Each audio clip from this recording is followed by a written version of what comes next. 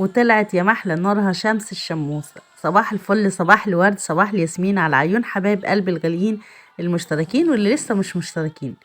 النهارده جايلكم فيديو جديد هيعجبكم انه رضاكم، بس لو اول مره تشوفوني او تشوفوا القناه يلا بسرعه اشتركوا معانا وفعلوا زر الجرس وتعالوا نشوف هنعمل ايه مع بعض النهارده. طبعا النهارده كان يوم الجمعه، ده روتين يوم الجمعه حبايبي. هنبدأ كده ان شاء الله نعمل اكلة حلوة هتعجبكم. هنعمل حاجة طرية، دي طبعا من عادات الفلاحين او من عادات الريف المصري، ان الناس بتعمل الحاجة ايه اللي هي المعجنات. تمام. هنا حطيت على الدقيق بتاعي، حطيت سمسم وحطيت عليه رشة من الملح وكمان شوية من الخل، ومعانا هنا قطعة خميرة بيرة كبيرة حلوة كده هنحطها مع بعض. دول كانوا ب2 جنيه خميرة بحالهم. دلوقتي ما عادش فيه بجنيه ما شاء الله. المهم يا حبايبي هنا حطيت اللبن، كان لبن رايب كنت شاريه ب10 جنيه ما شاء الله. وطبعا عملت كميه دقيق كبيره، اللي انتوا عارفين ان احنا الدقيق عندنا في البيت او الغله موجوده في البيت، فبنعمل يعني ايه بكميات كبيره ما شاء الله اللهم بارك. زي ما انتم شايفين كده حبايبي، هنا كان طبعا الدقيق كتير واللبن مش ياما، يعني دول ب10 جنيه بس، فانا زودت شويه ميه، بس شويه ميه صغيرين خالص. العجينه طبعا تبع ما تاخد، مش هنقولك مقدار معين، يعني انت لو هتعملي كيلو ممكن تحطي مثلا ايه اللبن لغايه ما العجينه تبقى معاكي حلوه كده ولمت، وبعد كده بتحطي عليها ايه نص كوبايه من الزبده وعلى الزيت او السمنه على الزيت. لكن هنا انا بنعمل بمقدار يعني ايه بالويم كده او بالنظر حاجه زي كده. تمام. يلا حبايب قلبي حط اللايك وتعالوا شوفوا العجينه الجميله اللي بصوا ملبن عجينه ما شاء الله عليها، طريه وناعمه، وتحسي كده ان العجينه بتاعتك بصي بتلمي في ايديكي ولمت من الطبق كمان، شايفين ما شاء الله عليها زي الاستك بالظبط، حاجه جميله جدا. والطبق بتاعنا خلاص نضف خالص اهو، مفيهوش اي حاجه. طبعا بنحب السمسم فبنحب السمسم، فحطيت كميه سمسم كبيره حطها في البرطمان اللي جنبكم ده. هنغطيه بقى ونسيبه يخمر، وبعد كده نرجع نشوف هنعمل ايه. يلا بينا نغطي العجين. وبعد ما خمر العجين بتاعنا بسم الله ما شاء الله، جبت كده الملاية وفرشتها وايه وقعدت في الارض كده زي ما انتم شايفين كده. بعد طبعا ما خلصت كل الشقة وروقتها وكده، كان العجين بتاعي خمر. وطبعا ايه ابتديت نقطعه او نجرسه او نشكله، طبعا ما انت بقى كل واحد وايه والمكان اللي هو فيه. دول طبعا ايه عبايات يا جماعه، من العبايات بتاعتي اللي انا ما عادش بنلبسها، نظيفه وايه وكويسه، يعني ما مش موسخه، ويعني على طول بنغسلها وكده. ماشي. بنشيلها طبعا للعجين، نغطي بيها العجين لان احنا بنعمل كميات كبير، ما ينفعش نغطي فوطه او حاجات صغيره كده. وهنبتدي ان انا نقطع بقى العجين بتاعي. امل طبعا من النوع اللي هو بصي لازم تاخد مني عجين، طالما انا بنعجن لازم تاخد حته عجين كده تلعب بيها وتعمل ان هي بتعجن. يعني شايفين فرحانه ازاي بالعجينه، ما نقدرش نزعلها طبعا. هنا بقى يا حبايبي زي ما انتم شايفين كده بنقطع العجينه بالشكل ده، وهنكمل اللوح ونرجع لكم تاني. يلا بقى صلوا على النبي وحدوا الله وحطوا اللايك كده الجميل اللي زيكم. هنا بقى بننفض الايه العجينه. بصوا ما كانت زعلانه مش عارفه كانت بتعيط ليه، المهم انا صلحتها وقعدتها جنبي يعني. هنا طبعا انا ايه عملت جرست العجين كله، وابتديت ان انا ندهن بس الطبليه بتاعتي كده بشويه دقيق صغيرين، علشان طبعا ايه مش عايزه يعني يكون فيها في الجار بتاعها دقيق ياما. تمام. هنا السمسم بس هو اللي مخيلني شويه. بص اول مره بس بنحط فيها دقيق وبعد كده ما بيبقاش فيه، وبكف ايديا من هنا ما بنعملش بضوافري عشان ما اتعلمش فيها، يعني لو سويتها بس الاول وبعد كده هنعملها بايه بكف ايديا بالشكل ده اهو. التقطيع طبعا ما انت عايزه او ما انت حابه زي ما تحبي انت تقطعيها. تمام. علشان طبعا ايه الجرس يعني ايه طبعا ما انت عايزه صغيره كبيره وكده يعني. هنا كانت ايمان بنتي بتبطط معايا اهي. طبعا كان خلاص يعني الوقت خلاص دخل عليا، لان يوم الجمعة طبعا بنصحى متأخر، وغير كده كمان بيبقوا هم عايزين غدوة حلوة. فطير مشلتت بقى، بتاع جرس فلاحي او بكاكين او كيمان زي ما كل واحد بيسميها في مكانه. تمام. احنا هنا بنسميها ايه يا اما جرس يا اما بكاكين. وطبعا الحاجات دي بتتعمل بتبقى جميلة جدا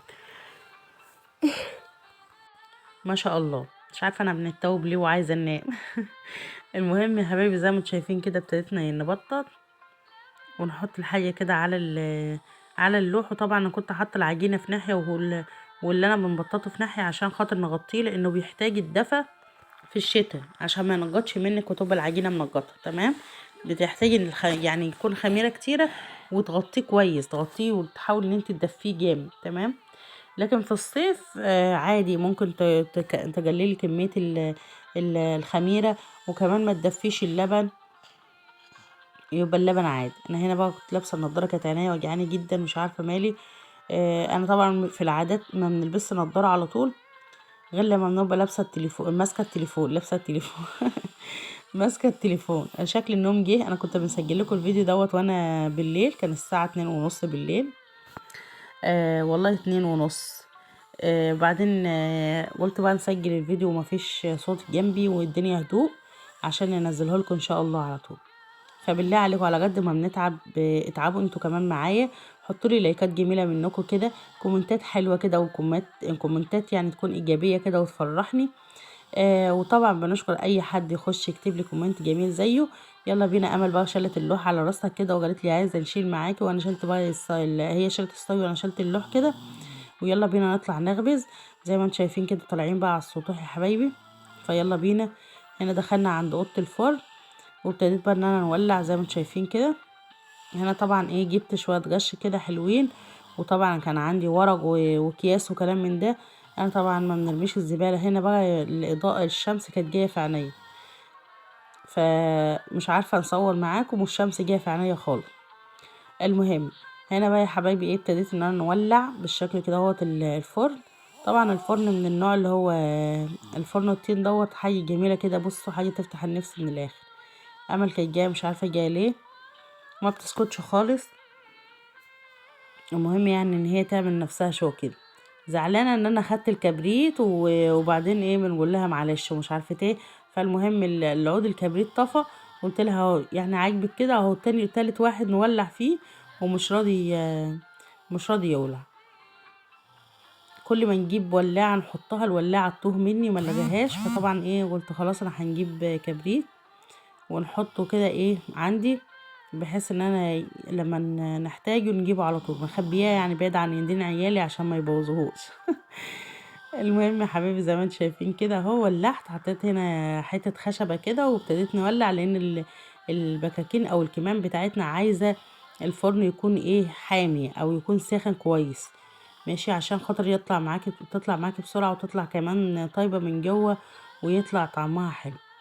هنا كان بقى عندي ريش، حطيت شويه ريش كده عملوا دخان، بس ايه انا بنحب يعني ننضف اول باول. بس طبعا كان عندي شويه كراكيب كتيره كده. المهم ابتديت يا حبايبي ايه جبت بقى كده زي ما انتم شايفين الصاج ده سخنته، ولازم طبعا نسخنه كويس عشان خاطر لما نيجي نحط عليه العجينه يرفع بسرعه. تمام. هنحط بقى زي ما انتم شايفين كده اهو على الصاج. وساعتها بقى امل بوظت لي كام واحده، زعلت منها وشخطت فيها وقلت لها انزلي تحت. بس طبعا ما ساعات بتهونش عليا، اول ما بتيجي تقول لي خلاص يا ماما انا اسفه بنصالحها على طول اوتوماتيك كده. فيا رب دايما كده تخلي ربنا يخليكم اولادكم يبارك لكم فيهم، ودايما جنبي يا حبايبي وتدعموني في القناه وتشجعوني. تشجيعكم ليا هو اللي بيخليني نستمر في القناه، بيخليني ان انا نعمل فيديوهات جديده، نعمل حاجات تعجبكم. فيا رب فيديوهاتي تعجبكم ويا رب كده تنور رضاكم زي ما انتم شايفين كده يا حبايبي. طبعا اللي مش مشترك معايا هنا يشترك معايا هنا ويشترك معايا في مطبخ شيف امل، هتعجبكم القنوات بتاعتي. هو ممكن تقولي مثلا هنا روتين زي هناك، بس برضو يعني بنعمل لك وصفات واكلات حلوه وهتعجبكم. وكده يا حبايبي زي ما انتم شايفين انا حطيت بقى الايه البكاكين بتاعتي او الكمام بتاعتنا في الفرن، وابتدينا نولع الفرن كويس كده. لازم النار بتاعته تكون مظبوطه من فوق ومن تحت. بسم الله ما شاء الله عليه، ما بتاخدش ثواني وتغب معاك وتبقى زي البفت. جلبي بقى الصاج كده على الجهات علشان خاطر تبقى الشكل بتاعك جميل كده اهو ما شاء الله عليها. طبعا هتاخد مننا لون بالشكل ده، اتنفخت كلها ما شاء الله الله اكبر عليها. بنضيرها كده لغايه ما تاخد معايا اللون اللي انا عايزاه، وبعد كده بنطلعها نمسحها ونحطها ايه في الحاجه اللي احنا بناكله منها يعني، او الحاجه اللي احنا بنعبيها فيها زي ما انتم شايفين كده حبايبي. صلوا على الحبيب المصطفى. لازم طبعا القعر بتاعها يكون ايه مستوي ويكون لونه احمر كده وجميل. بصوا شكل البكاكين بتاعتنا او الكمام بتاعتنا حاجه كده تفتح النفس، ما شاء الله، الله اكبر عليها. نزلتها هنا وكانت ايمان طبعا قاعده جنبي بتمسح ورايا. بسم الله ما شاء الله. ده طبعا ايه اكله جميله جدا، بتنفع طبعا جنب اي غموس، مثلا عسل اسود، جبنه قديمه، جبنه بيضه، بطاطس مقليه، اي حاجه من الحاجات الجميله ديت ممكن تعدي بيها. وغير كده كمان بتنعمل سندوتشات الصبح، حاجه كده روعه في منتهى الجمال. هتعجبك كتنور رضاكي، هتعجبك وتنور رضاكي. لو عجبتك بقى النهارده ان شاء الله الوصفه بتاعتنا دي، ما تنسوش تحطوا لنا لايك وشير واشتراك في القناه. وطبعا تكبروا لنا القناه على قد ما تقدروا، حاجه جميله كده وتفتح النفس. وجربيها هتعجبك. بصوا ما شاء الله عليها.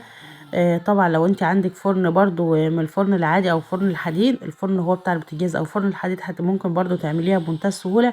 اهم حاجه ان انت تخلي الفرن بتاعك يكون حامي كويس، وبعد كده ايه تخبزيها. شايفين ما شاء الله عليها. انا طبعا ايه كنت خلاص كده يعني خلصت كل حاجه، وهنلم بقى يعني الحاجات المواعين دي، وروح بقى نقدم الغدا ونتغدى. ما تنسوش حبايبي تحطوا لايك وشير واشتراك في القناه وتفعيل زر الجرس ليوصلكم الجديد. باي.